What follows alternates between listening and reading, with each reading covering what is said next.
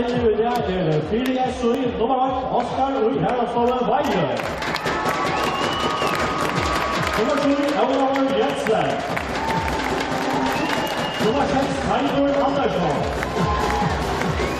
Nummer 6, Nils Erik Andersson. Nummer 9, Hintje Ole Jakobsen. Nummer 20, Jaiko Petrovic. Og nummer 3, Johanna Stolgo.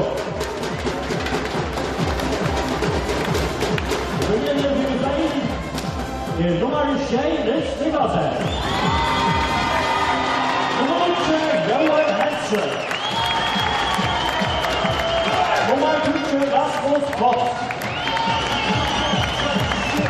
Nummer 11, Sone Jon Pedersen. Nummer 16, Ramarne Elson Wang. Nummer 18, Ove Jakobsen. Nummer 3, Hjalmar Johansson. Hjalmar Johansson, Reiko Petrovic, Henrik Schafley, Christian Niklasen. Her hjertelig velkommen, og Johan Disk.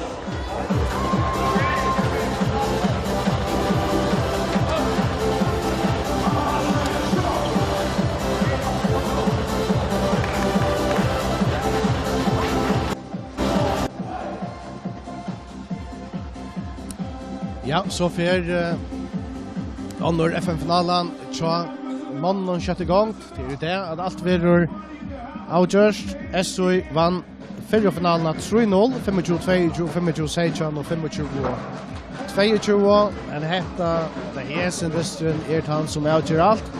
Skulle flere vunne i hentan, så var nøyd å spille et avgjørende guldsett. Vinner SU-disten, så her førre mestere. Så færer vi i gang. Det blir Nils Niklasen. Vi sender første servene i SU-disten. Og kommer han vel opp Peter Andersson, men Basteren fører ut.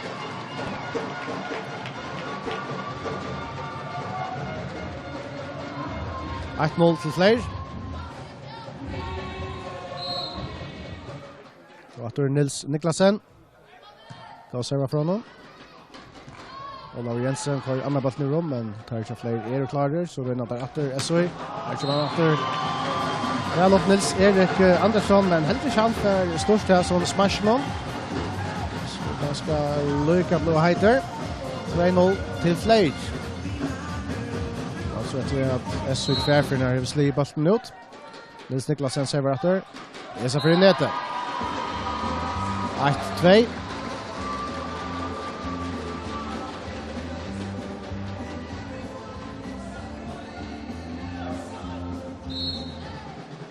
Det var Olav Jensen server for SOI. Her var ikke SOI. Så dommeren bøtten for utom. Søylen, altså... Ja, her er helt tullig i disken. Og så har vi flere misstøk fra SOI-linjen.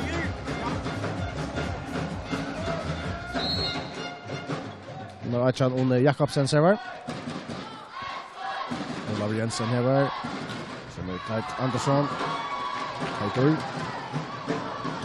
Oskar her står ved blokkover. Her i fjerde. Han har sett Oskar. Slår vel, men de aldri får ut. Han får ut. 4-1. Til flere. Nesten er av HF her. Han har centimeter i romsøylene her i begynnene.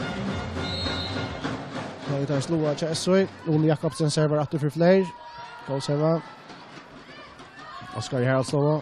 Velslige. Finta er alltid så å si alt. Flere lige i en av vi har slått noen. 2-4. Teitur Andersson skal serva.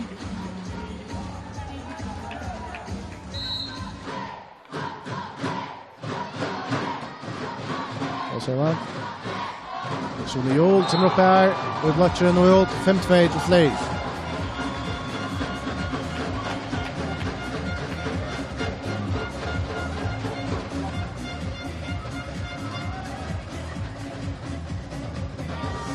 Sonio, Kjørsel reier at Sevan.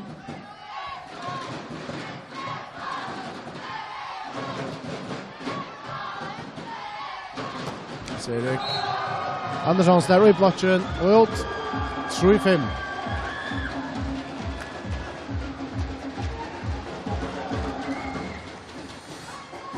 Sune Joel Petersen.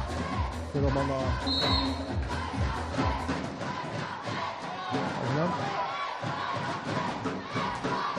Det är som bollen förut. SU tar han ner. 4-5. Det blir att det är spännande vänjar in till Diamond. Rajko Petrovic ska serva bara ett steg månader nu. Fler åtta vi innan.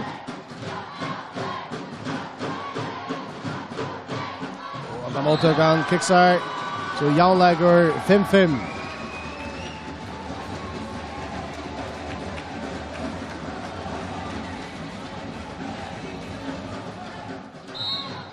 Efter Rajko Petrovic.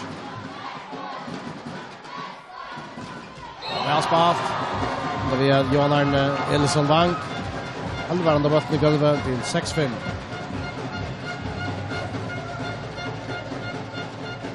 Det är Rasmus Potts. Vi ska se vad han fler nu.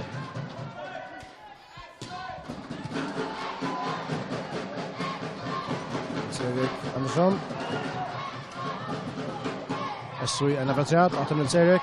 Och Välsli Jalnar till 6-6. Det är just alla spelet. Så jag sitter bättre.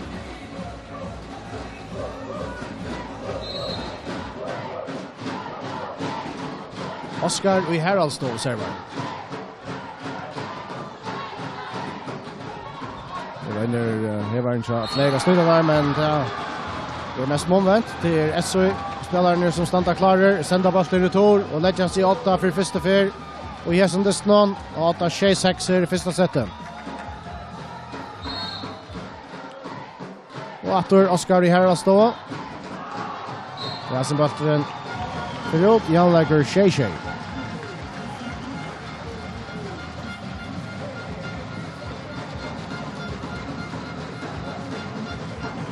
Så då, Roy Hense som servar för första fyr.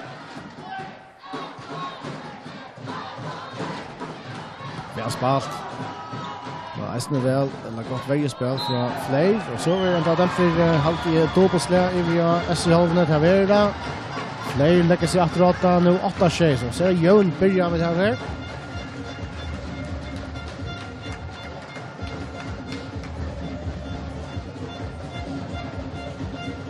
Och annars så tar jag sig om det akkurat har tentra så drottor förmästare i kvinnokampen snä. Här vann i det 3-1 och HF. Det är spännande och välspalt om det sted. Här är Jan Lager 8-8.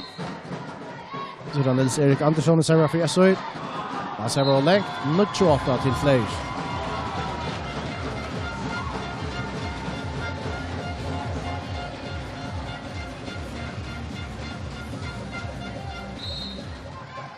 Johan Arne Ellison Vang server. Han server eisne och längt.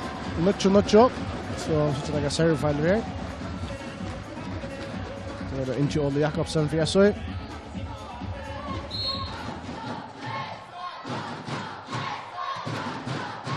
Och serva.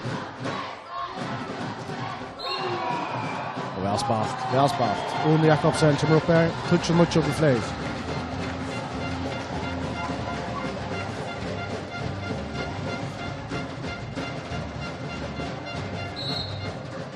Nils Niklasen server. Och han släpper tappat ner någon. Sune Joel som ropar off. Att lägga väl fänka här. Ja, SOI liker någon Jan Petra Stankon. Det ändras ledare vinner bollen. Och tror jag väl Lise att han ser kvann det. Sune Joel för att köra den bollen. Och han kommer flickvand. Och han går en teknik för att bollen spelar efter. Tucho. Olav Jensen server.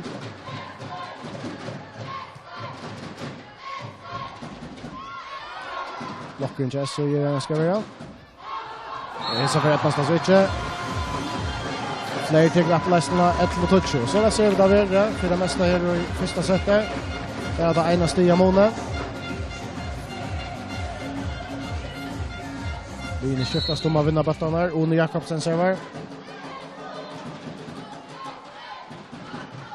Oscar här så det väl då. Men Smashi John för ut. 12-2 till Flair.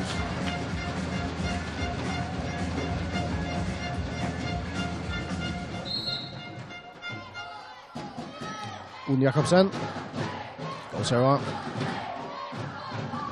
Jag klarar akkurat att halta den igen där. Rasmus Potts blockar, men fler spelare klarar. Nils Niklasen. Reagerar väl. Och hälsa för det Teitur Andersson. Spelar bollen diagonalt.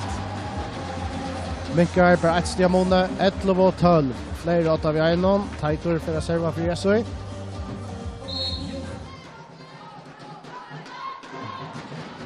Som för ut. 13-11.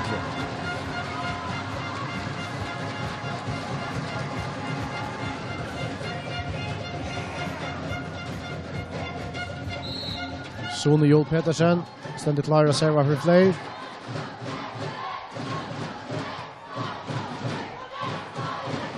Erik Andersson blockar. Där är det stora med orange. Fler, Johan Arne Ellison vann. Ständigt 4. Fjörstam 1-2 till Fler.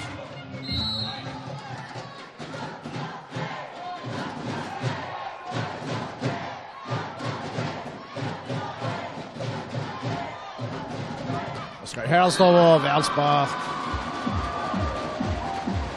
12, Fjörstam.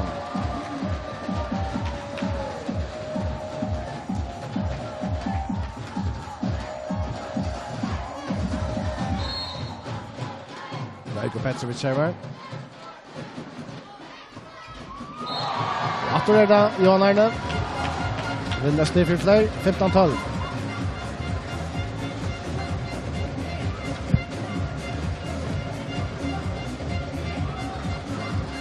Rasmus Potts och servar för Fler. Som för ut. Ja, han fick inte att säga helt fick av serverfilen i första setet.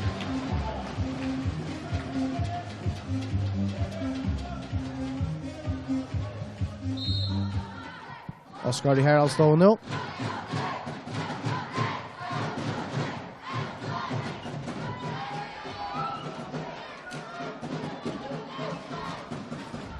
Blockover.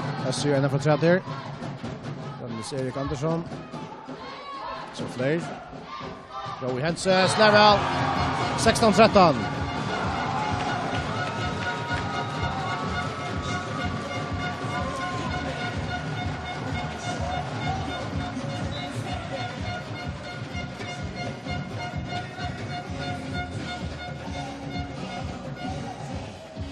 Det var Gulve Torska, har en spelare för igång dator, ett lärt en sån här lösning av vetchen som är top-hour. En top-hour som inte ofta nu fäller bara stäv innan. Så för att lörst.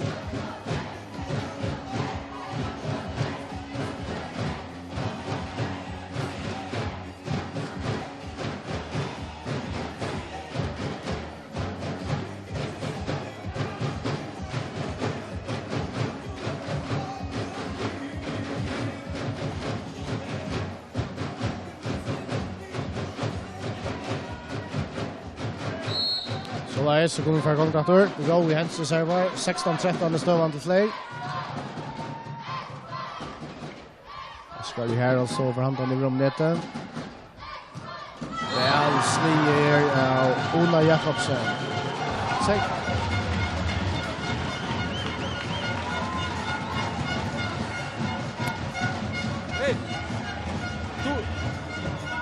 Hey, all of you. Too easy we came in the match. We must a little bit to play the volleyball. They don't will stop and give to us to we win. When they attack in zona 4, move the block to the ante and close the line. Close the line, the zona 12, and then attack will open the line to libero defending. It's okay? I'm a little bit only to start to play. Too many personal mistakes we have in the first set. Come on! Hey!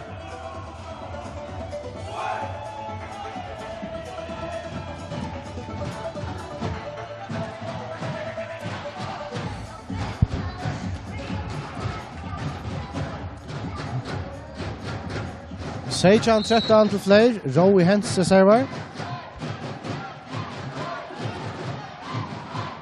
Olav Jensen är varje till Marseille till Nils Erik Andersson. Fler för Fältrånen. Joey Hense och i nätet. Vi nede 14-16.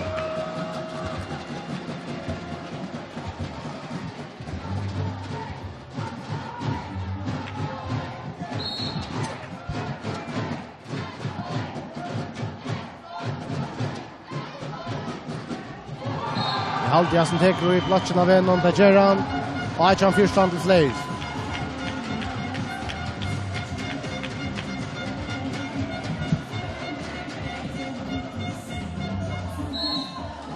Johan Arne Ellison Wang server.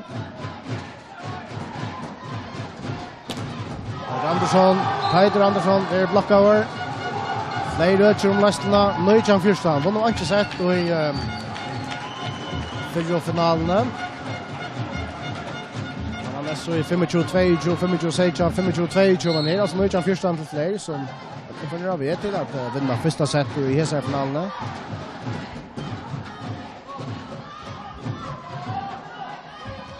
Peter Andersson, som bukser dommeren, nedfeiler av Sona Joel Petersen. 15 Nøytjan.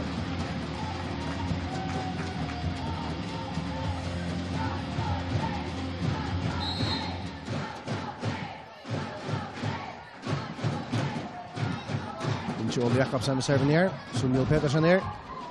SU-spillerne får han i rommatter. Så Sona Joel Petersen til 20-15.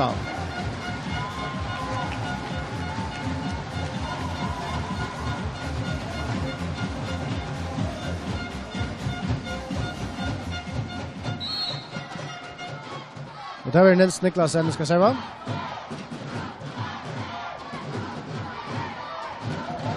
Peter Andersson. Ja, som bort til halvtid i færen.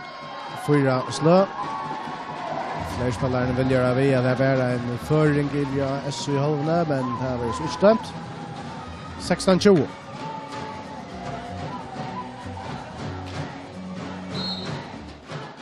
Olav Jensen.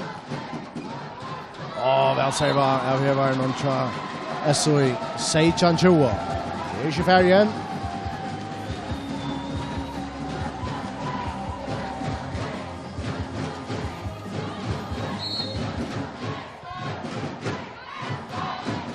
Så får in serva fra honom.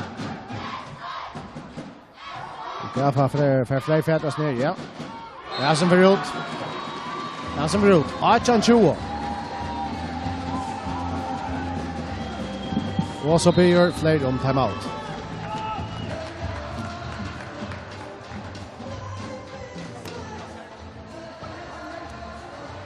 Einar Morgan kicksar. Här får inte görst. Men här skulle att också att det pressa er. Röjen i allt som det kunde för att få hatta.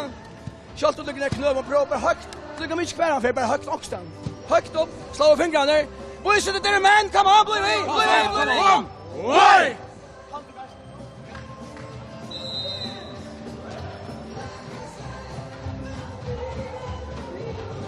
20-18 till fler. SU ska serva.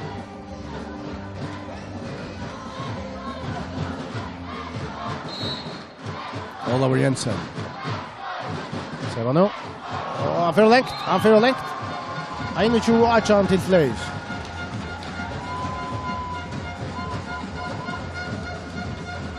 Det var One Jakobsen som nu ska serva. Vi har som bort någon i halvtan i hoa färra. Han ska ha dott i backlinjen i Weichen.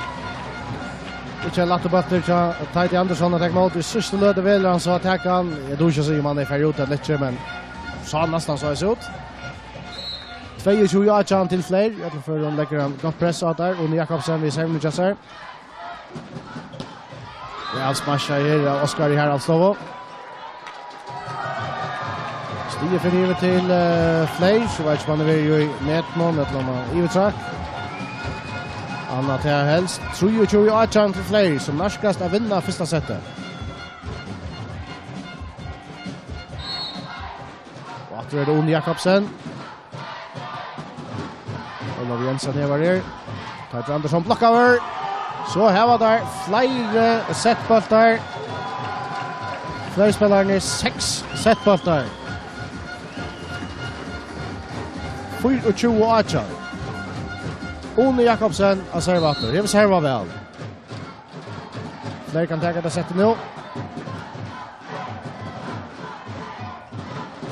Och han vinner Fler tar första sättet. 25. Och Achan vinner där.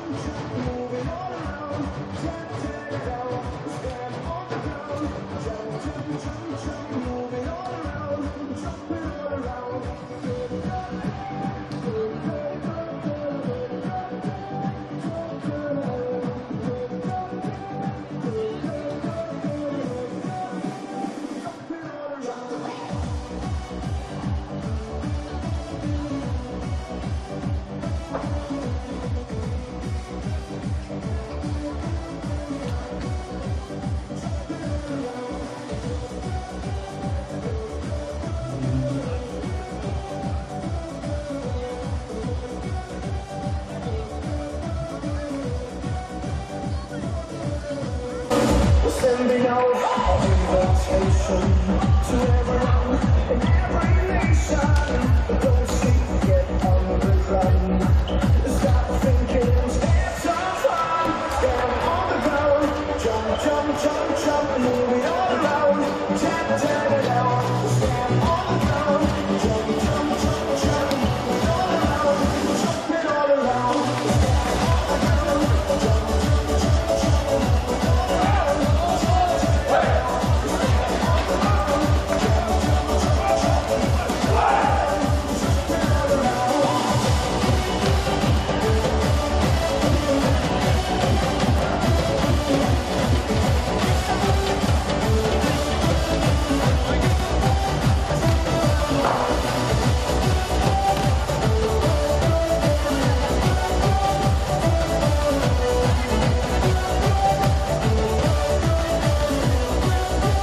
on the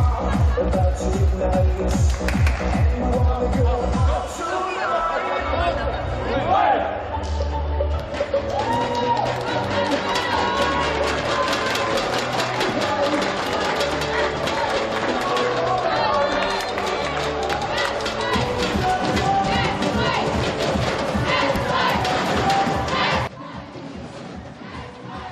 Så får linjen komma innan travatlen. 1-0 i setten. Bestøvan til Fleir som vann första setet 25-18. Det så han så läsnar att SOI vann fyra finalerna.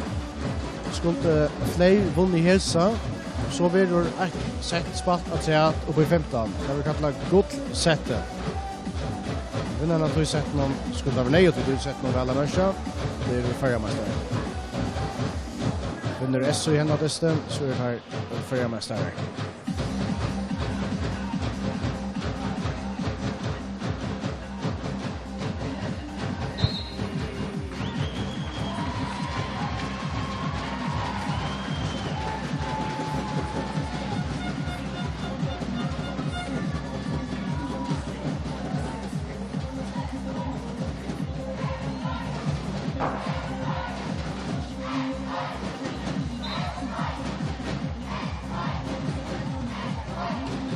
Det var fler, vi ska se om... Nej, det var SOI, vi ska se om gång till igen.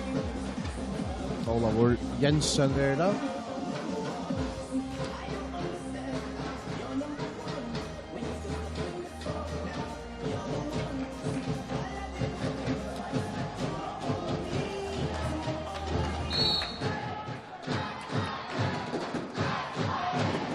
Så för att gång till andra sättet. Olavur Jensen server. Rasmus Potts, Lockauer, alltså batten helt sig inne, och där får Schwartra någon 1-0 till SU.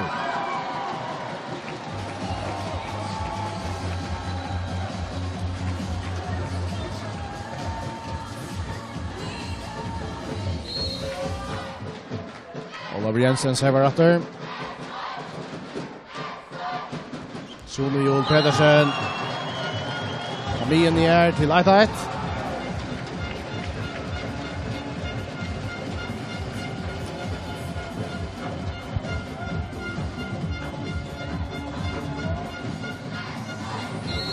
Sune Joel för att serva.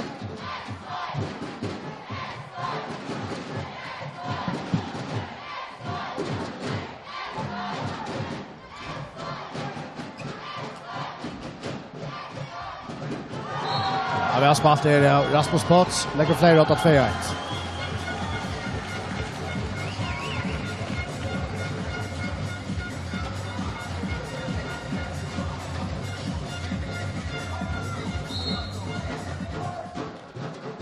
After Sonny Joel Pedersen. Reiko Petrovic färran fram vid platsen. Rutcher till 3. Nej, Jalnar till 2-2. Sen är det Tyler Andersson. Ska se vad för SOE.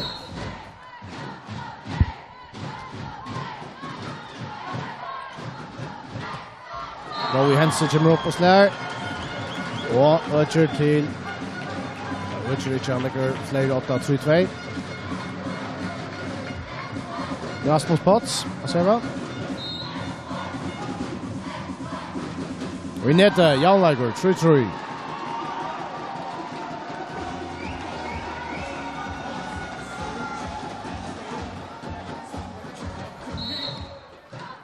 Så det är Reiko Petrovic. Och Måltökan kicksar. Första för nästan lite fingrarna och Ola Jakobsen. 4-3 till Leslie. Efter Reiko. Ja, så för Oleg. 4-4.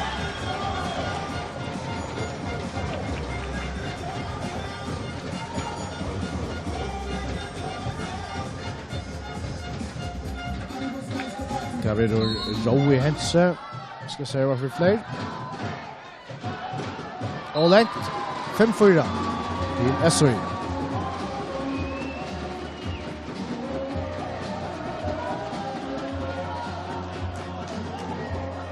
Sen är det Oskar och i Haraldstovon.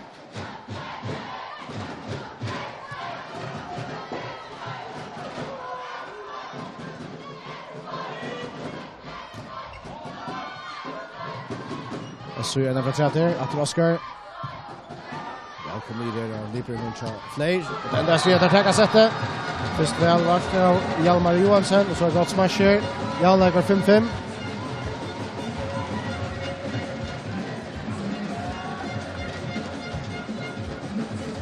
Johan Arne Edelsson Bank, säger man nu.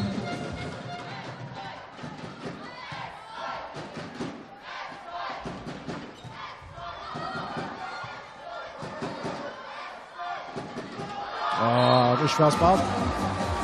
Fingra släger för Unete. 6-5 till SOE.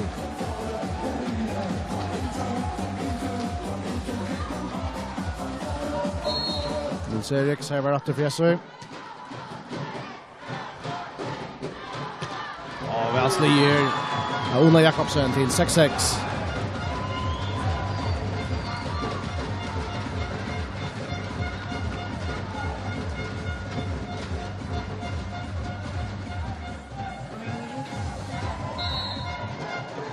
Så Nils Niklasen. Oleg. Så fick jag se final ner. Spelare vill jag sjön lägga maximalt trust och most och liga så det är inte lagt upp spel. SJ8 vi 1-6. Inte Ola Jakobsen i serven.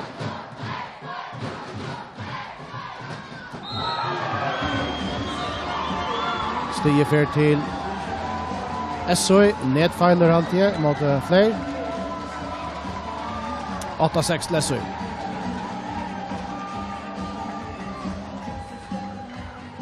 Så blir Flair om timeout.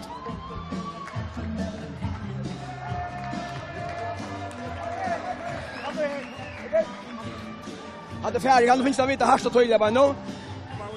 Även inte så tjän näka det blir så minus för serven på till Batnalauter. Samma trick som det går alla tøyna, hever mævren fram undan kiksa, så ordentlig sikkert, hokst ikke nom, mykje, høyr trykka, trykk vi på at du går server. Trykk som menn! Right!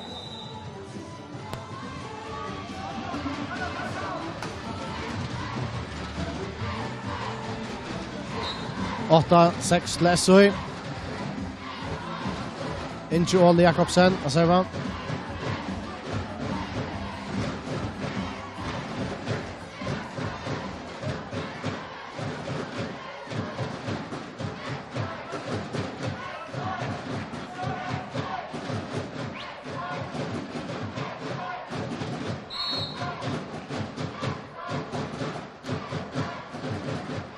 Og serva. Rasmus Potts sender henne i rum. Heider Andersson blockar over. Och jag så han jo får det fält honom. Det lyckas vi. Jo, Oskar här står för han i rum. Så det fler. Rasmus Potts. Blockar då. Det är arbete härst. Heider Andersson slår härst. Hjalmar Johansson till mot. Och så Roy Hense blockar då. Över det bollen här.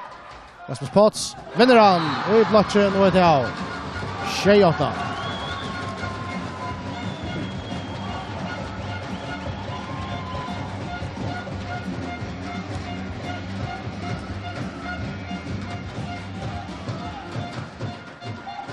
One Jakobsen servar för fler. Heider Andersson. Väl slie. Han är ute så domare. Helt han var inne, men det är väl linjedomare och färre domare stället på det bättre ner. Jag lägger 8-8.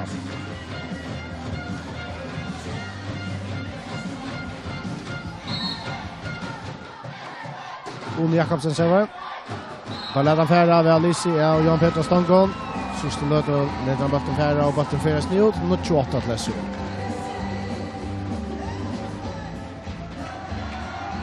Så Olav Jensen.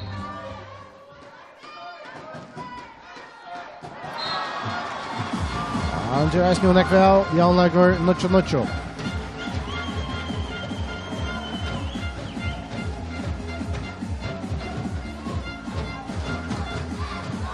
Sune Joel Petersen.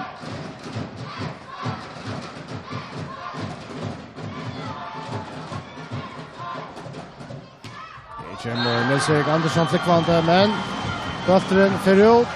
Här har hoa motmäla och serving gunner. Vill jag vara vid att Böfteren är rakta en flerläggare av en, men nej, sidomaren. Fler till lästarna, Nucho.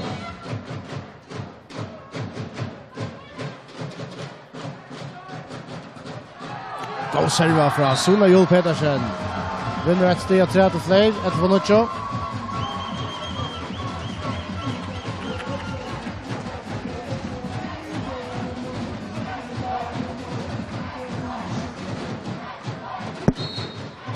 After Sune Joel.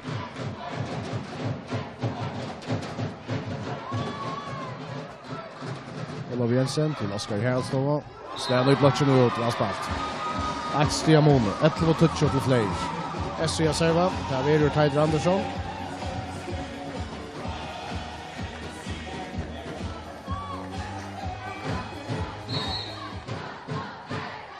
Serva nu. Ja, så är en missioning här, men där får han i rummet för att ha snabbt. Och så är det missioning i SCA hållande. Bolten lever en. Det kommer Rasmus Potts. Så här var en missioning här som ser. 12 touch.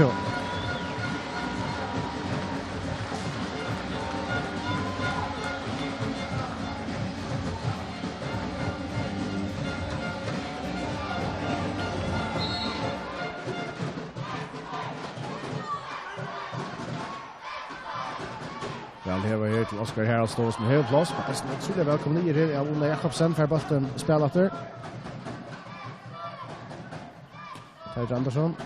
Så det fler. Och om vi smyger här. Jon Arne Elesson vann. Det som truste botten ner i golvet. Man ska truste till fler och SB timeout.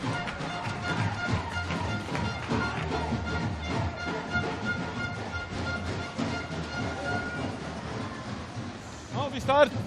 Still, we don't play, we kept the problem, and with smash and with the block. But we now start to complicate this game. Very simple, we take the contra, ball in front of self, front line, cover and to attack. Can you, don't give only to block out on the line. Do you need steps to jump? Come on, boys! Hey!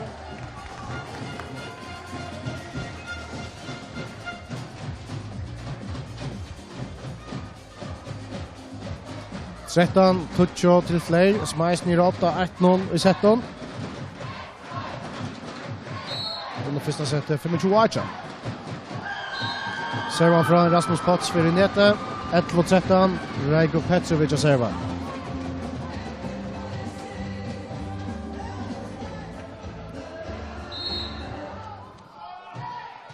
Servan från honom. Det är etnast väl att han vill lötna att finna Johan Arna Ellison Wang. Det är plås och han tycker av för att slär bollen där i golvet. Störst vapen så fler i lötna. Fyrstan Ettelbo, Roy Hentz til server. Skal her stå og ja, det har spalt. 12 fyrstan.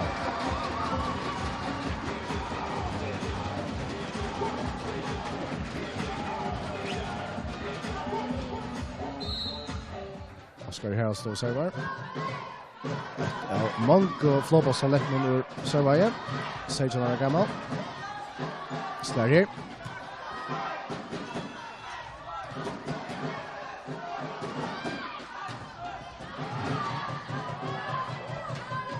Det er så fyr. Der kan han utla.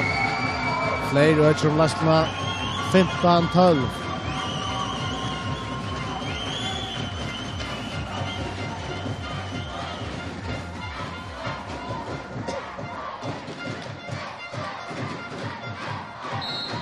Johan Arne Ellison Wang.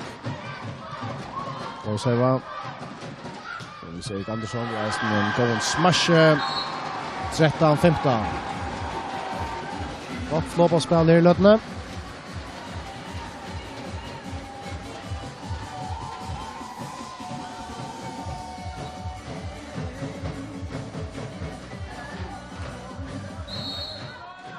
Vi ser Erik Andersson server. Og lekt.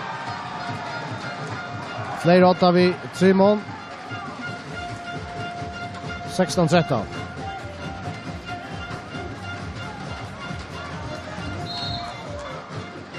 Så det er Nils Niklasen server.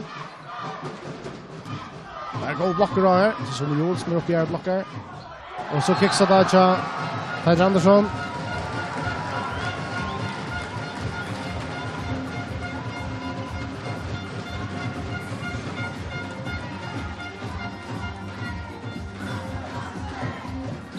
Nils Niklasen server for flere. Og lengt.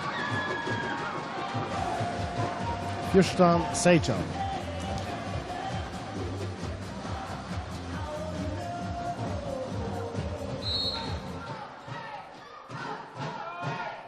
Incho Ole Jakobsen server.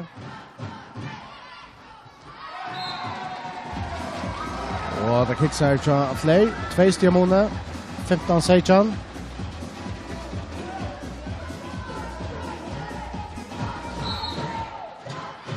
Inche Ole Jakobsen er en portrætt.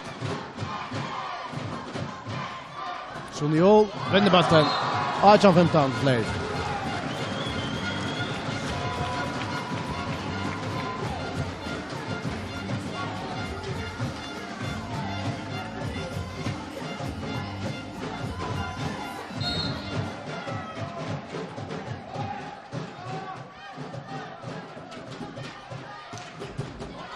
Smasher fra Nils Erik Andersson. Er og atter bare 2 stier måned. 16-18. Olaver Jensen er serva 4 SU. Annars 1-0 til flere setten. Under første settet 25-18. Ikke Olaver ved serverne. Vel spalt her. Ja, flere.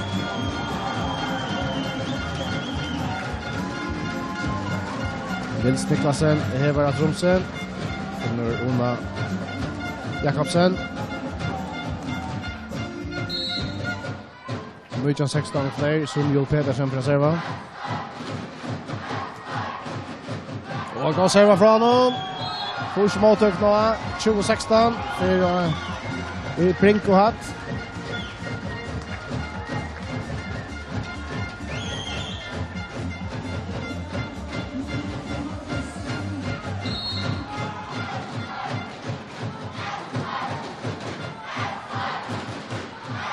Serva fra Sune Joel Pedersen, Olav Jensen nevar det til Oskar Heralstova.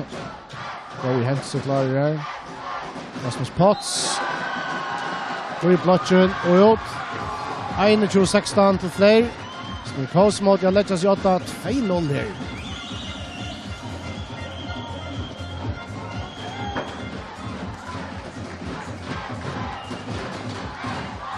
Sune Joel Pedersen. Einar fra Triat. I nete. 16-1. SOI överbrukar vinna några bultar här. Skulle svära att just sett någon. Heitor Andersson om man har serva.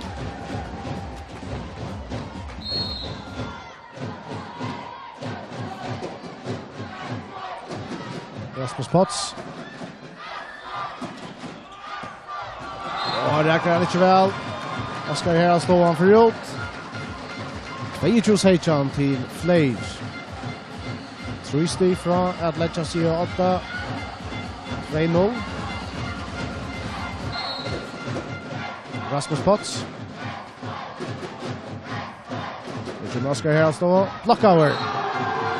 Johan Arne Elson vank oppi her. 23-16 til Flames.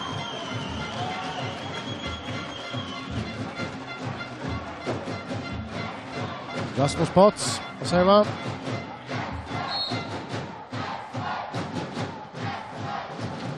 Ska se domaren in i lut, han får ut. Han får ut, ser domaren där. Var Ölja Lute. Achan 3-20. Rajko Petrovic och servar för SOI. Sånt är lätt att han servar.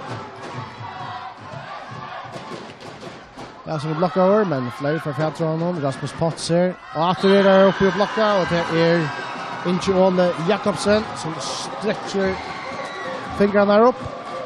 Nu har bollen ner i golvet av fler. Nu är han 3-2. Rajko Petrovic efter.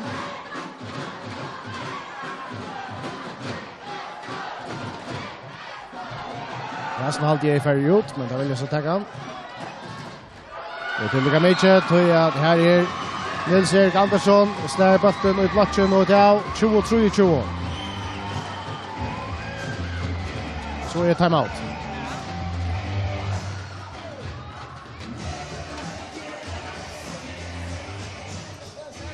Så må det vara öjla gåra beinen någon. Det var inte bara fingrarslän någon. Läs han fingrarslän någon. Börja sitta långt efter kanske och ta fram med sig till backar då. Det är bättre att komma fram med sig någon. Hvis det ligger perfekt så kan det till play. Ja, det bestämmer. Ja, det har enkelt så bomma. Kosten und går vi. Kom. Oj! Kom!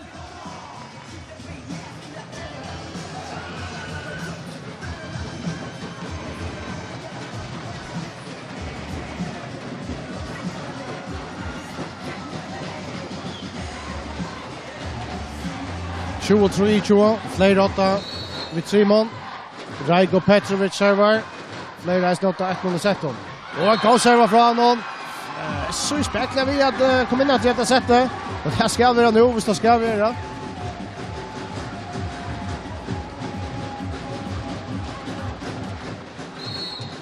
Utskiftning. Men hon kommer själv och så kicksar servan till Rajko Petrovic. Fler nu. Vi trimmer sett bollen. 8-4-21. Rowie Hense för att serva.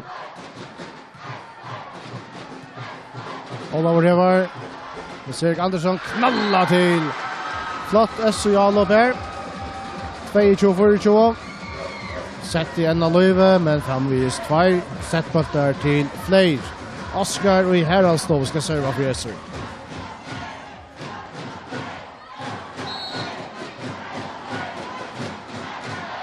Så vi ser man från honom.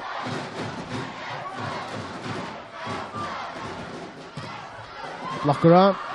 Det kan så få det färdras ner i väst. Nej, jo, Roy Hensen färdar rum. Så det är så. Men Erik Andersson. Och han släder i platsen då till. Och så är det bara ett steg av bonde. Fler framvis. Ein set på allt efter. Detta blir överst. Om SU klarar att jauna här. Ettla fler stingar ut och utskiftning. Och fler linon. Inkommer Clement Isaksen. Ut för Nils Niklasen. Hevare för Hevare.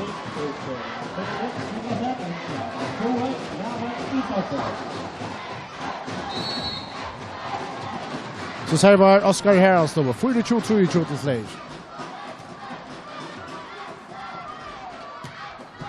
Det är alltid inte valt här. Nils-Erik Andersson. Nu lyckas vi föra att stå här med det från Fätrund. Roy Hensen, Rasmus Potts. Spännande bollar här. Nils-Erik Andersson efter. Och kvalla till halvtids bollen för ut, men där vill jag ta han. Efter Nils-Erik. Och efter teker Roy Hensen emot det. Ja så. Otroligt spännande bollar här. Nils-Erik Andersson. Häsa för rättasta. 4-2 och stor fröje och SU spelar hon och SU Asgaron. Lycka vi tror att det vanliga sättet så glädjer därför gå om på 4-2 men minnas till att här var vi att vi Nickvon Stion i som sett någon. Så här till väl klara att här var Sverre Attor. 4-2 här gör de sättet. Oskar och i här står och serva.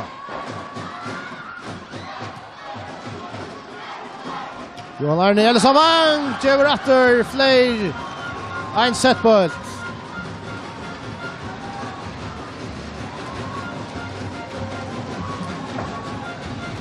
$25-24 till Flair. Som nu kan lägga sig 8-2-0 och i setton skulle där till hända bollen. Johan Arne Wang servar. Ja så, Nils-Erik Andersson kommer ner. Han släder ut. 6-24 till Flair. Som har lagt sig 8-2-0 nu.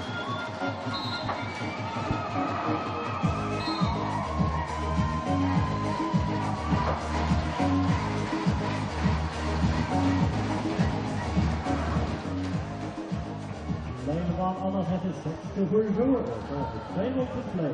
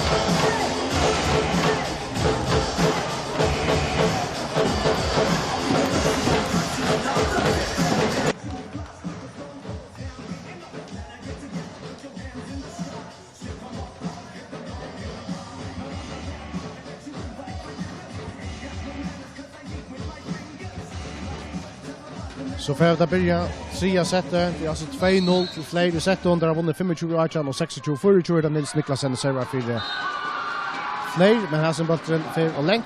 1-0 till SU.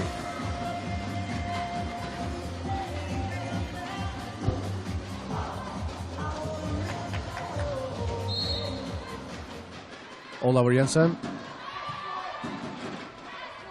Rasmus Potts. Snära väl spalt av Fleir. Janat lagt ett. Det är ju så lätt att SU vann 4 finalerna. Skulle Fleir vunnit detta sättet så vinner där hesa finalerna. Men så är kan man säga 1-1 i finalen. Och så blir det ett set spalt att säga att. Och det är så nämnt ett gott sätt det är spalt uppe i 15. Det är ju löpande nog så näkligt bänt att det här kan bli nejut. Men här är så SU i Lexi 8-2-1.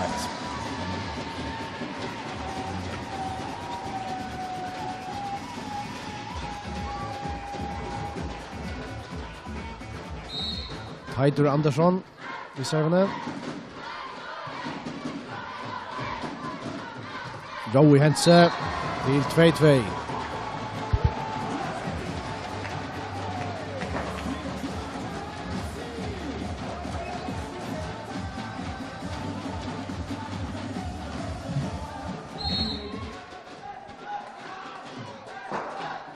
Sonny Petersen server.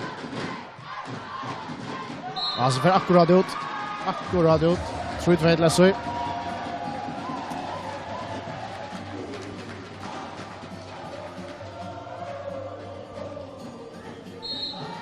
Rajko Petrovic. Rasmus Potts. Jalnar till 3-3.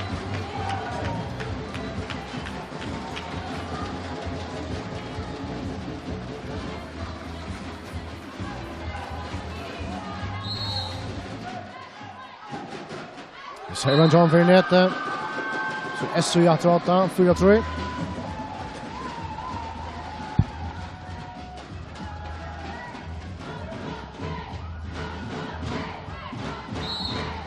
Oscar i Heraldstov och servar. Servar och längt. Jan lägger 4-4.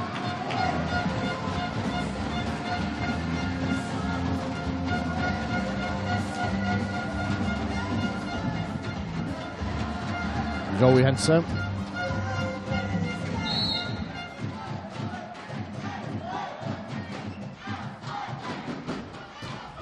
Allt spalt här av SU. Det är Inche och Jakobsen i snäranda bollen i golvet. Tar det gatt lastna 5-4 och så skiftar det ut i det och beslutar för första för Görstor Johansen av Atlant. Yngste spelaren i finalen i Brever, bara 14 år gammal.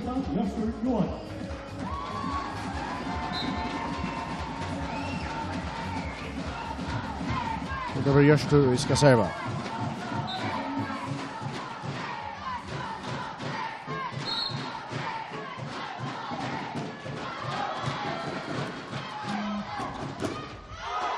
Som bollen för ut.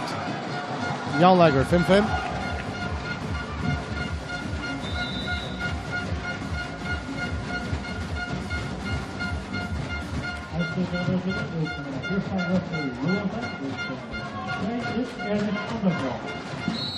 Det är Jan Arne Wang i server.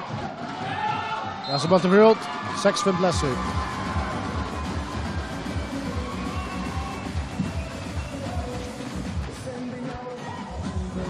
Inchon Jakobsen server.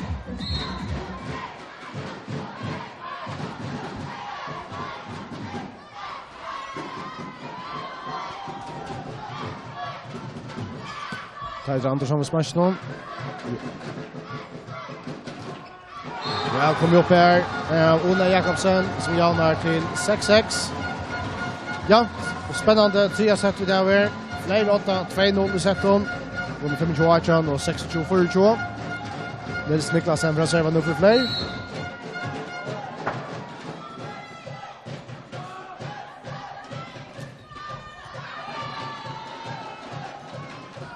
Tyler Andersson. Fleir för Schwartzson om 6 läsur.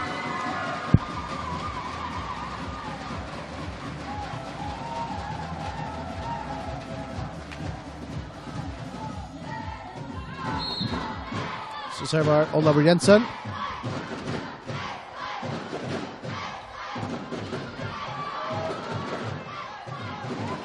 Tyler Andersson. Rasmus Potts.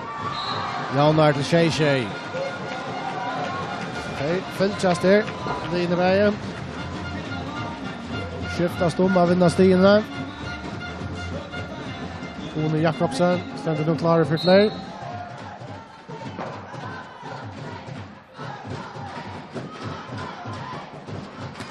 Nils-Erik Andersson kommer flikkvandig her og legger SJ 8-7.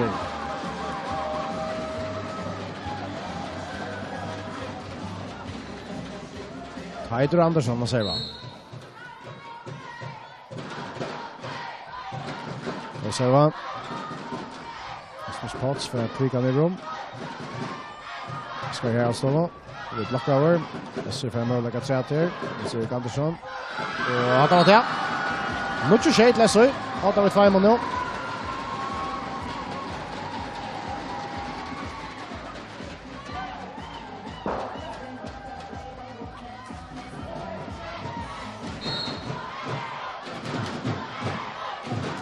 Tyler Andersson servar bollen för ut. 8 mucho.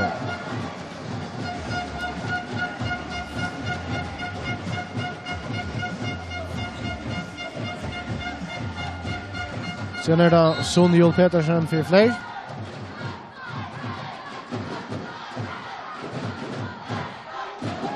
Alltså för allt och längt.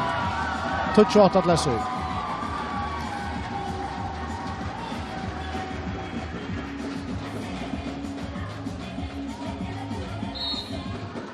Rajko Petrovic server. Ja, spalt. Amine till Johan Arna Elison Wang. Mucho touch.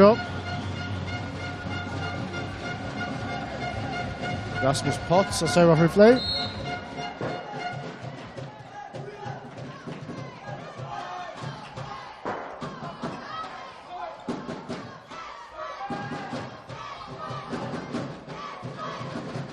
Oscar här alltså. Nu Jakobsens. Här han i halt i han räcker och själva backlinjerna. Alla flott. Jakobsen. Det gäller att satsa. Och den tänker du tycker lösna och det löste sig här. Efter för back av backlinjerna. Jaulager touch. Rasmus Potts och säger vatten. Nils-Erik Andersson blockar över. Varför lever den i SU i halvene och att vi vill se det här. Ut. SU är fler att råta nu. 11 touch.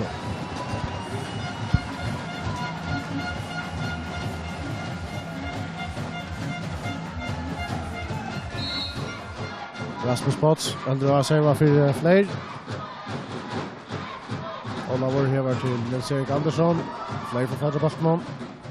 Och snitt där vi på andra basketrum att man sitter Oscar här står här. Så vet man räknar kan av en Richard där så domaren hever. Richard 12 touch till fler.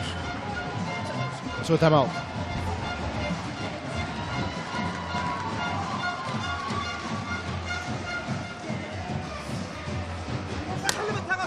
Guys, now this is the last chance.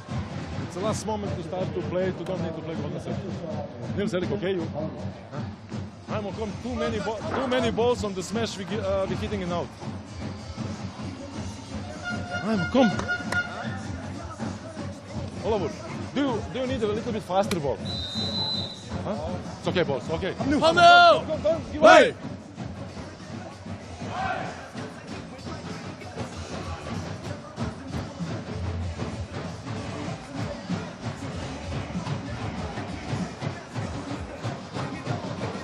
Tolv touch och till fler. Spelaren nu kommer på plats att domaren nu Brukslar. Rasmus Potts server. Oskar här står vi en go smash. Väl häver Olav Jensen nästan. Ett steg mot 1-12.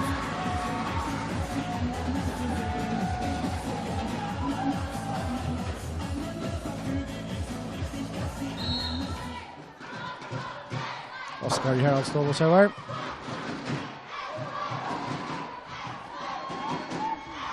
Rune Jakobsen. Johan Peter har stanken i leser luft. Kjemper her av SU-spilleren nå. Atter her. Så det flere. Jo Jensen. Knallar til, og at han burde være til da. 13-1 til flere.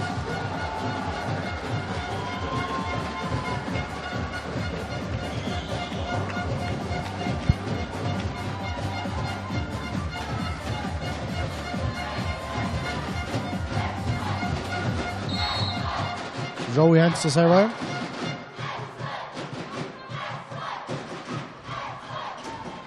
Joel Jakobsen, ikke det største som bøtt nå, men enda ned nå. Fyrstad etterpå.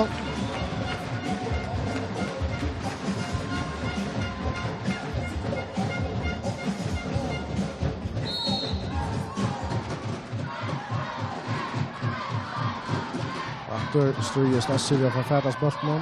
Det kommer Rasmus Potts. Han slår lengt ut. Slår bøtten lengt ut. 2 stjärnor, 12 Fyrstad.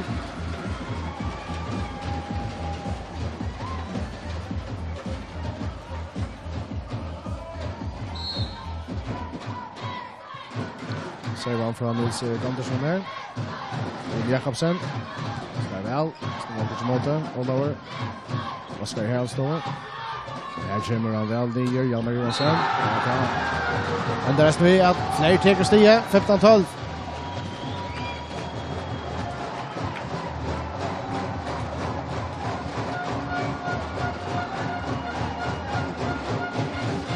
Jon Arne Ellison Vang, server.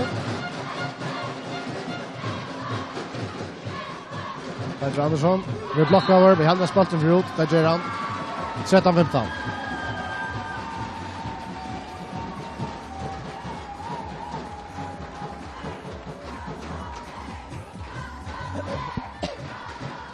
Joel Jakobsen säger man.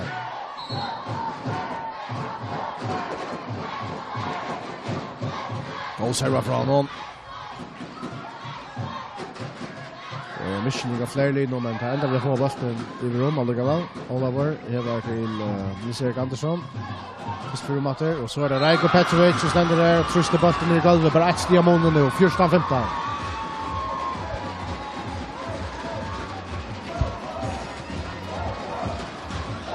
Og etter Joel Jakobsen.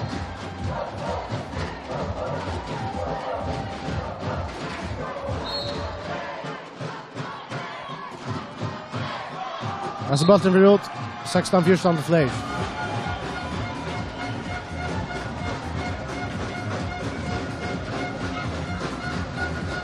Nils Niklasen stämplar.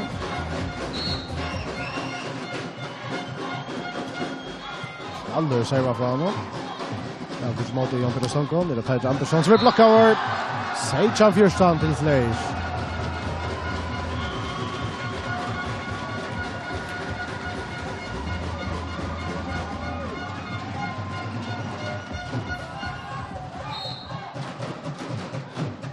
Nils Niklasen. Och smasher till Peter Andersson för alls inte stor stöd för flera meter där backlinjen. Flera 8 vid 4 och vi har vunnit så finalen. Men det gör det inte för mig så där tror jag. SU har vunnit 4 finalerna. Det är så vinner SU i flera detta sätt skulle spela ett sätt att 3 och 15. Gott sätt. Peter Andersson. Mekar månen 15 matcher.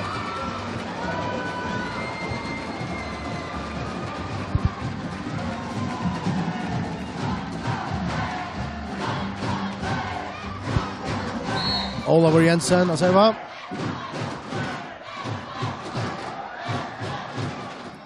Det står just Leir, Rasmus Potts spelar i rum. Peter Andersson, jag tror att det är 16 matcher.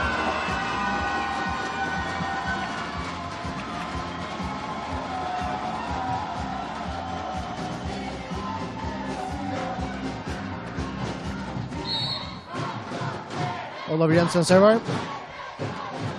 Lämnar färra, väl Lise. 19-16. Borsten för ut.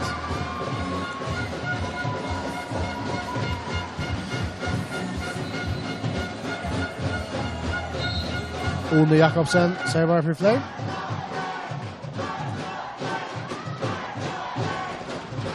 Teitur Andersson blockar men han får akkurat ut. Först jag månjatter Sejan Neuchan. Flere 8 vid 2 mål. Flere resten 8 vid 2 mål sett. Under första setet 25 och andra setet 26 och 24 här det Teitur Andersson i servar för SU.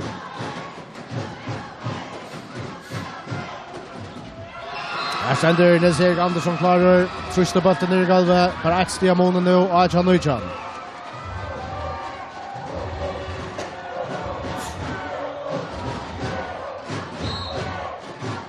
After det Teitur. Och längt. Serva för ut. 20 Sejan till Fleir.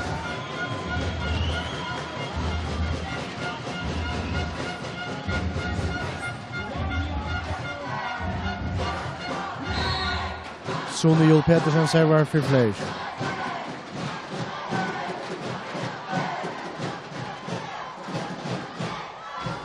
Oskar här står slärar väl i golvet.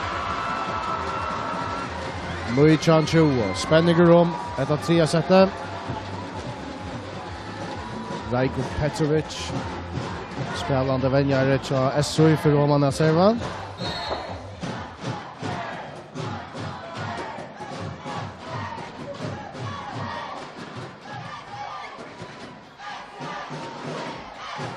Nils-Erik Andersson vill blocka över. Vattvägen spelar från Fleir. 21 Neuchan.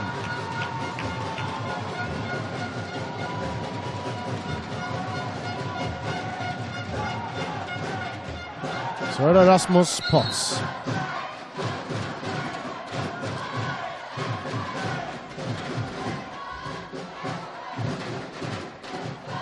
Och så efter det. Och det är stångt till mot här. Efter Fleir. Jan Arne. Elesson Vank. Vinner en steg till Fleir. Han vunnit näck. Nu 22 Neuchan.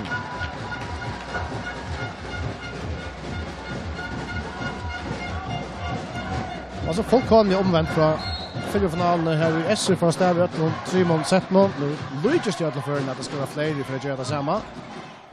Och så blir det ett sista och outgörande gruppsätt som är spalt. Men där kan först så här. Oskar här står. Ja, äldre SU in här. Det är det 2 månader 22-20.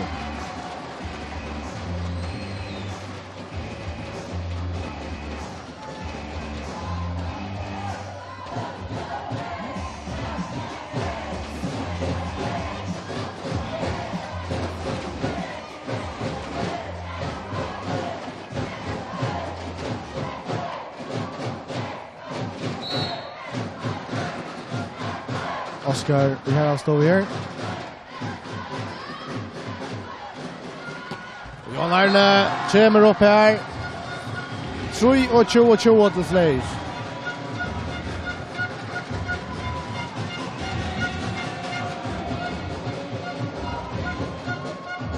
Som kan sitta så här näkrar set och matchbollar om det vinner den där.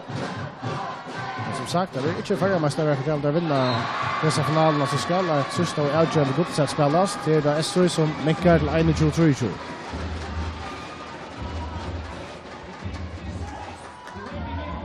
Där är Nils-Erik Andersson. Och han är blocka över. Men nej, det vill han inte. Bollen detta in med igen. Så är det alltså set och matchbollar här till Fleir. 8-24-21. Johan Arne Elesson Wang, lakan switcha om Fleir kan avgöra distan 4 bills. Och det är Teitur Andersson. Och Baltren, han liksom dansar i Fleir halvorna. Une Jakobsen.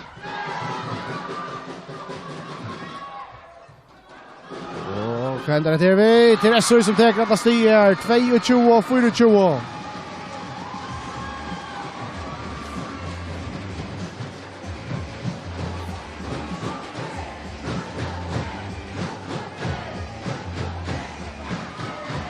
SU kan serva, Fleir kan vinna distan under täcka till här stigen. Une Jakobsen. Och i blocken och ut 25-22 till Fleir som alltså vinner hela semifinalen 3-0. 25-18, 26-24 och 25-22. Fyra finalen ända i 3-0 till SU. 1-1 i finalen. Vi skulle ha et sista og avgjørende guldsett om hver skal være førjemestare Chamonon 2016. Utrolig spennende.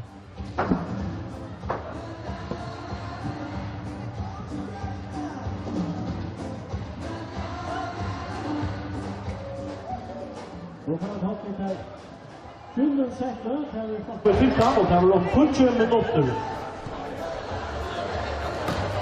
Til å stå i tilbygger. Det sista setter. Og starter på i sista, men til å stå forfattare av det. Vinnaren av den setter førjemestare, 2016 og Slovak.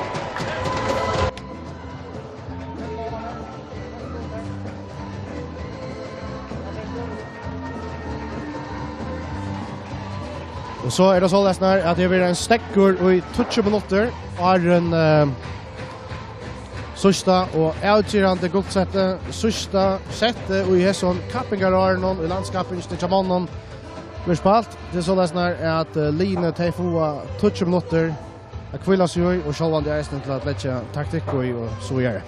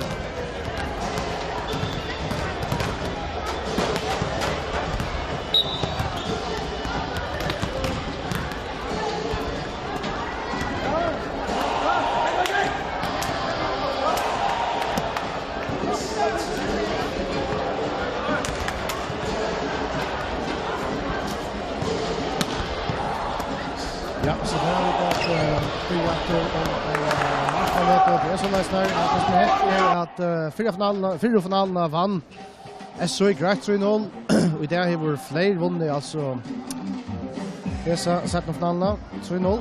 Vi skulle spela ett gott sätt och på 15 här och i Färjemästarheidet så mannen 2016 vi är outjust alltså alltid en sätt och det har spelat på 15 och 3 sätt och det är det kallar för ett gott sätt. Om du kan ta setturslit nu i testen och i det fleran 3-0 25-18 26-24 24 och 25-22.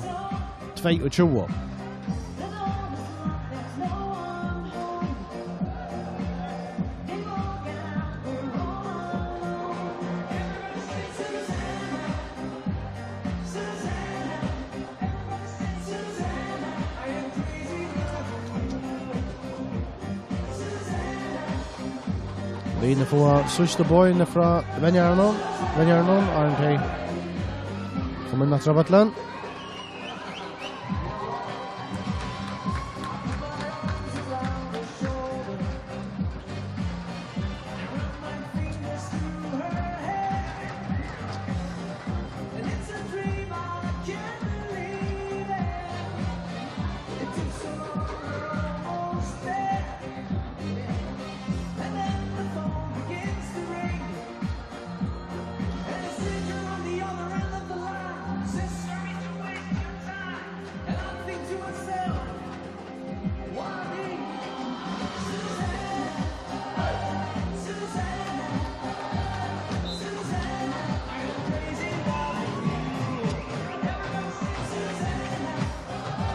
Så kommer man in i vattlen, alltså sista sättet och i Hesson, landskappingar Arnon, i kappingen i Jamanon.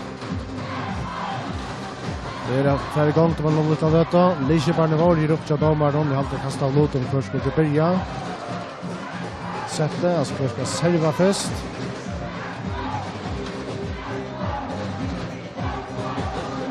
Ja, jag vet inte en rejliga för det ska vara.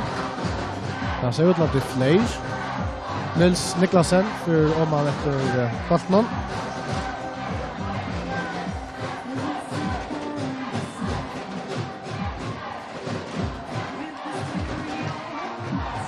Så för det gott sättet. Jag börjar kvar löda. Nils Niklasen ska sätta det igång. Börjar här. Peter Andersson sänder bollen i rom. Rasmus Potts.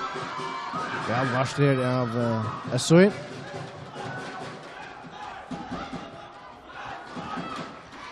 Så är det Oskar i här Alstova. Och han lägger SOI 8-1-0. Han lägger SOI 8-1-0. SOI som har tappt ett 3-set i det. Men det är här och det är nu. Det ska avgöras. Och i Hesson. Gott sett någon. Olav Jensen. Aserva.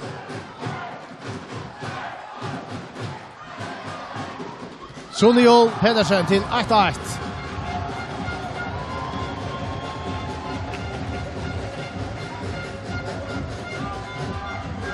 Sen är det One Jakobsen. Vi ska serva för fler. För det kan inte att Oskar Heraldstova. Jo, Hense. Fått färdans botten. Ja, det gör det.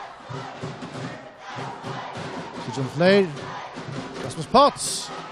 Sola väl för fans här Nils-Erik Andersson. Och så var det blocka här i Halte Sonjol Petersen som är uppe här. 2-1 till fler.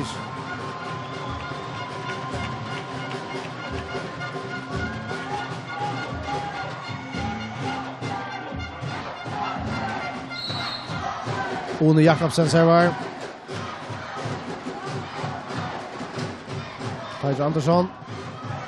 Nej, Fätron haltje. Eller kvart. Nej, haltje av Sonjol väntar i nätnon och så har bollen för väl och till 2-2.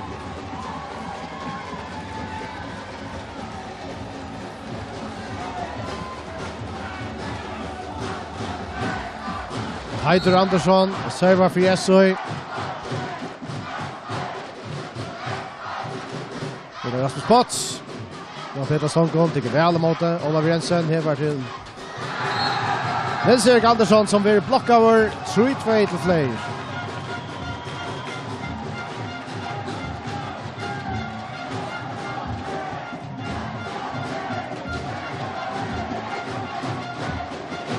Sonny Joel Pedersen ska serva.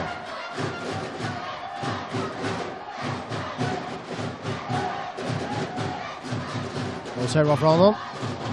Olav Jensen. Nils-Erik Andersson att det blir en block över. Så Oskar i här står vi slärar ner om. Då kommer ner. Där är Rasmus Potts. Så han lägger Flair åt 4-2.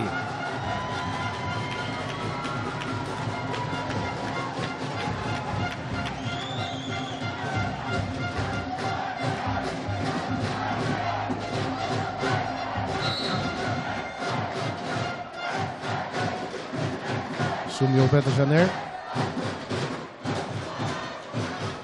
Olav Jensen.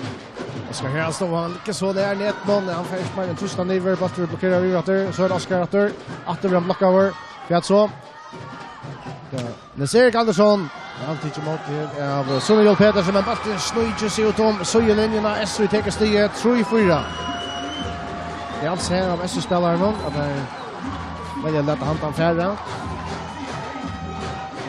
3-4. Jakob Petrovic här där. Jan Arne med block över. Vad så? SU är ner trustande rummater. Och Flair rönnar sig. Roy Hense. Släande golvet. 5-3 till Flair.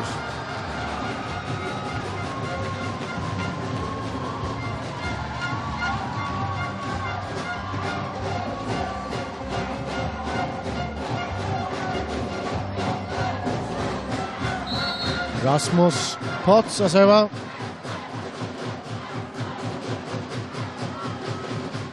Ska jag stå släran och kan se domaren. Förlåt 6-3 till Flair. Och minns till vi spelar bara på 15 nu. Och timeout.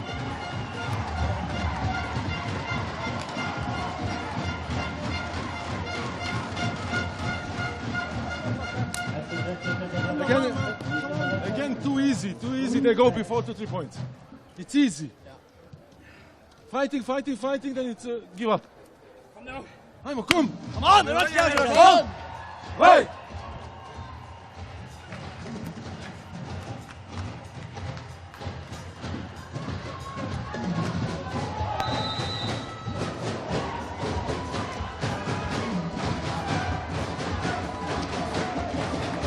Sex till Flair. Flair vid servande Rasmus Potts.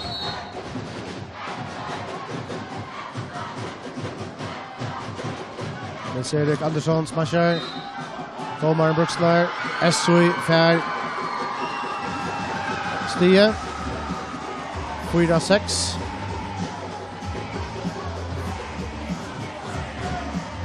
Där blir Oskar vi här alltså på varje och vi ska serva. Serva, lyckas jag snuta att vi är nedkanten. Gå och blockar här från SUI. Han är inte Olle Jakobsen som är här. Så bra ett steg mot 5-6.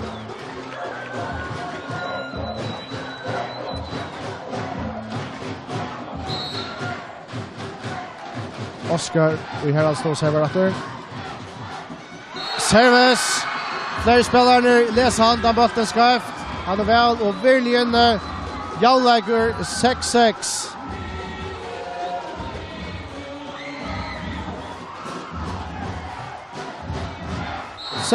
Och är som gott sett någon som för att outköra kvar förra mästaren. Oskar serverator. Jan Arne flott loppa fram vid platsen av Jan Arne Elisovang. Läcker fler rotator 6-6. Där är det Roy Hense. Vi ska serva för fler.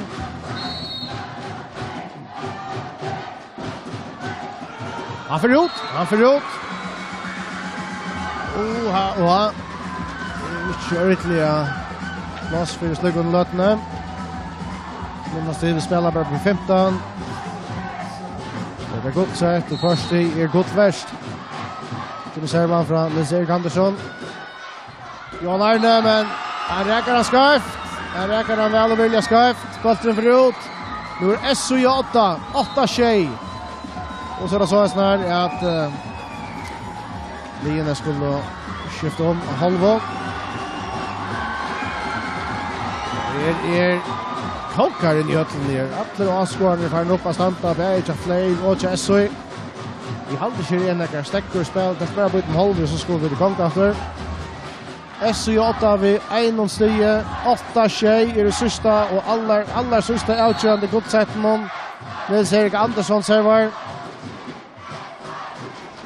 Ole smashar, Ole Jakobsen. Jag ser det på Fätran Taiter.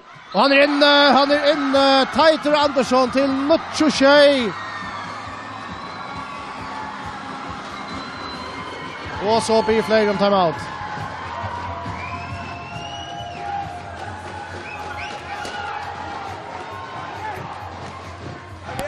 Mer. Och nu väljer det inte bäst i det här görs. Inte pressa det mer i det här.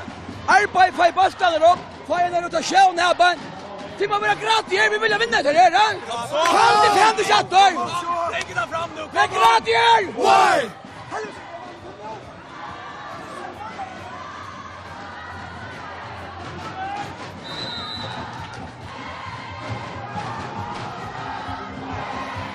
Nuccio tjej till SOI. Det mesta att här är 60 från förarmästarheten och fler är 8 steg från förarmästarheten. Nils-Erik Andersson har servat för SOI. Han för nete. Oha. Ett steg av måne. 8 Nuccio är det. SOI 8 vid 1. Johan Arne Elesolvang har servat för fler.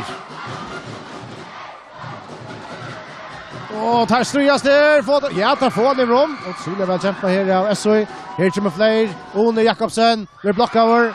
För så. Rasmus Potts. Slår väl. Jag petar stånd och tänker mot det. Först kommer ner. Jag kör. Nils-Erik Andersson. Han får ut. Jaulakor. Nuccio. Oha. Det är spännande. Och man följer spänningslinjer. Och man ser till avskåren. Man ser till spelaren. Man ser till vänjer någon. Och snäckst en drar här. Så är det SOI. Det är Aslie av Taiti Andersson. Fler för Fätran. Oliver Jensen här. Taiti Andersson smashar. Atter blockar 4. SOI ena från 3.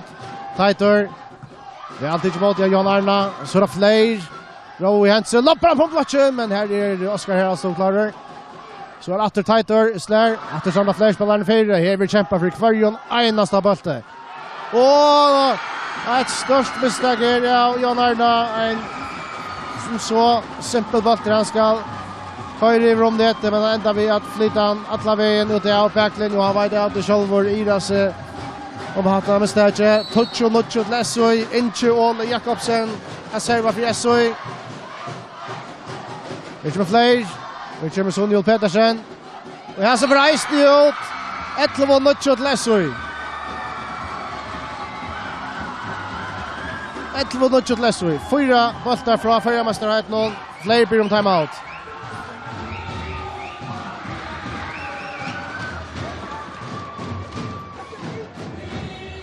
Vi kör den på engine. Halta det simpelt power volley. Vi smådöknar rinkar. Höva högt och hamra i köknet till tävlet av vunnit på. Inte begynna att pröva något annat nu. Tar ju tryck vi på det. För hvis tid inte välja vinna det så teker SOI då. Så det nu! Why?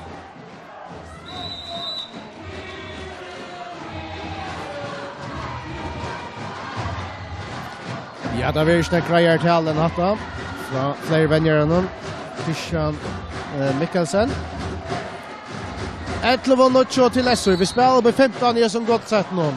Vi kommer servan från Ingola Jakobsen. Fler. Man får han i rum igen och backersläget. Det får inte mottryck när det går lötna. Vi kommer Taiter Andersson. Han är häppen. Han är omfattliga häppen där. Heven till allt annat än väl. Han slår han. Första rum och via nedkanten detta bulten i golvet. 12 Nuccio till SOI. Inche Ole Jakobsen servar. One Jakobsen. Slår hardt for blockover. Han lever den. Nu kommer de i en bakkersleie. Her kommer SOI. Olavur Jensen til Teitur Andersson. Knalla til. Det var en raktnägran av vennen. Nei, det var han ikke, sier dommerne. Servingene og i øyene om domen. Halte at Valtren er rakten flere leikere av vennen. Flere færstige. Tutsjo 12. Og dommeren skal ha vært, ja. Lisje Barancha SOI. Det ser Erik Andersson. Gott kors til SOI for motmeldene.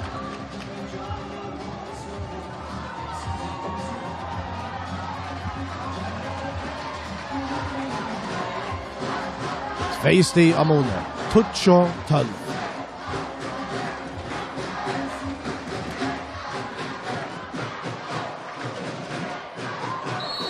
Nils Niklasen servar.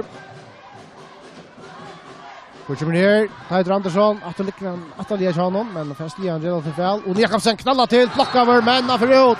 1 sti Amone, 11-12, SOI 8-1.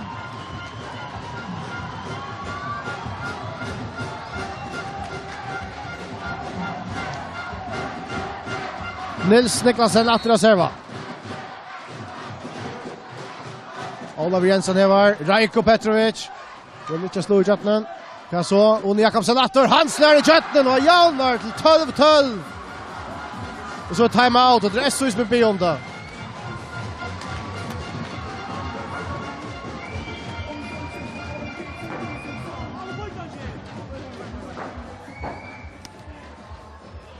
It's okay. I can't talk. It's fine.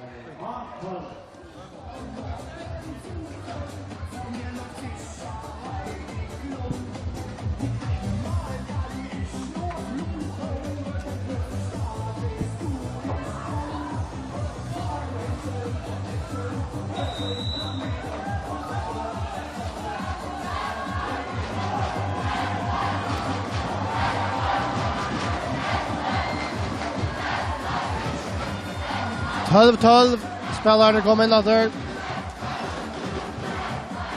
Nils Niklasen skal serva for Fleir.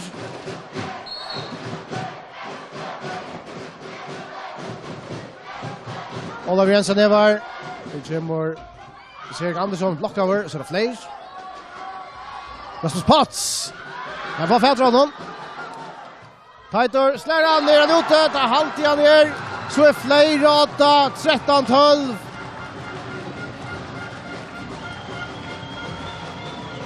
Fleir 8, 13-12. Der er det 2 sti fra Førjemasterheiten. Hever en SOI, 6 sti fra Førjemasterheiten, Elter 3. Så er det Nils Niklasen i server. Gå server fra honom. Olav Jensen hever til Teit. Andersson slår han for lengt ut. Han for lengt ut. Sett. Og matchbultar om Førjemasterheiten til Fleir. 2 her var der.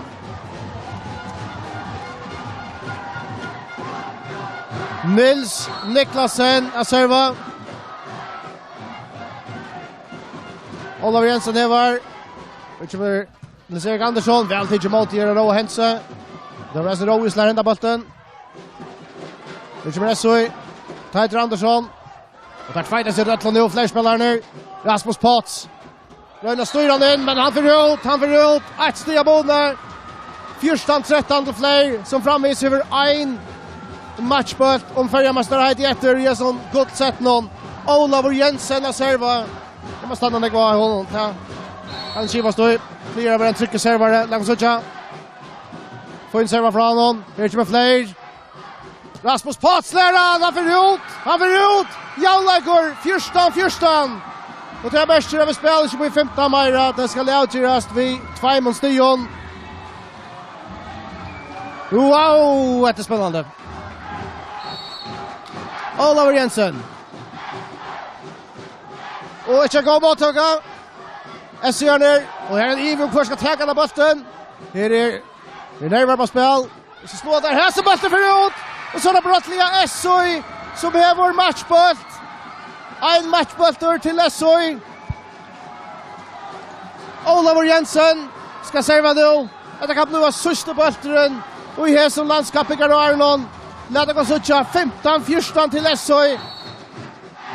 Vilket Olav Jensen. Så det är Petersson slår han är inne så domarna. Jauleikor 15-15. Jag vill säga Fyrbens ska ut i ötten för Lopa Seichan.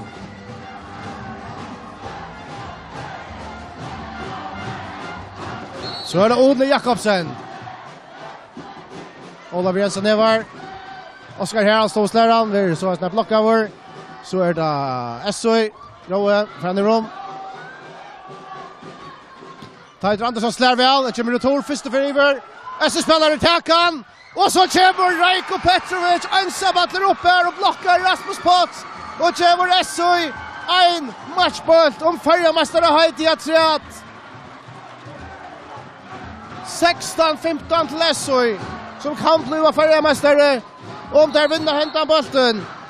Tider Andersson servar. Här kommer fler. Roe, vi blockar vår! SOI färgmästare! Där vinner Seichan 15. Helt redan standande ända i östen i kappingarna och det kunde inte bli mer dramatiskt. Störst rås till servingar så var det 18 för ena för vi 2 mot matchbollen här det låt till flera att ta det.